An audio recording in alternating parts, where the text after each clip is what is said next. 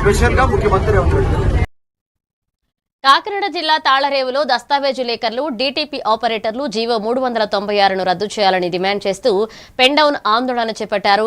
Registration శాఖ సేవలను PPP విధానంలో ప్రైవేటీకరించడం వల్ల తమ జీవనోపాధి దెబ్బతింటుందని ఆందోళన వ్యక్తం చేశారు. నారా లోకేష్ పాదయాత్ర సమయంలో ఇచ్చిన హామీలను అమలు చేయాలని ప్రభుత్వాన్ని కోరారు.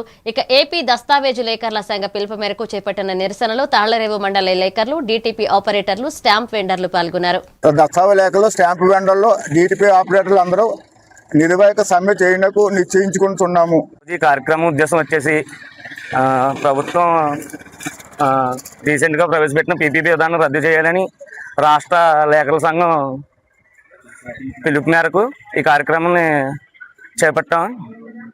ఈ రోజు నుంచి ఏకదాటిగా 10 రోజులు ఇదే కార్యక్రమం కంటిన్యూ చేసి లేఖర్ల ఐక్యత చూపించి పీపీ విధానాన్ని ఎలాగైనా రద్దు చేయించాలని ఈ కార్యక్రమం మొదలు పెడతాం జరిగింది. ఎందుకంటే పీపీ విధానం వచ్చిందంటే ఖచ్చితంగా ప్రజల ఆస్తులకి ముప్పు వాటిల్లో. ప్రభుత్వం వారు విడుదల చేసిన జీవోఎంఎస్ నెంబర్ 396 అనుసరించి ప్రభుత్వ ప్రైవేట్ భాగస్వామితో ఆర్ఎస్కే రిజిస్ట్రేషన్ సేవా కేంద్రాలను ఏర్పాటు చేసి తద్వారా రిజిస్ట్రేషన్ కార్యక్రమాలను నిర్వహించడానికి ప్రభుత్వం ఉద్దేశించింది.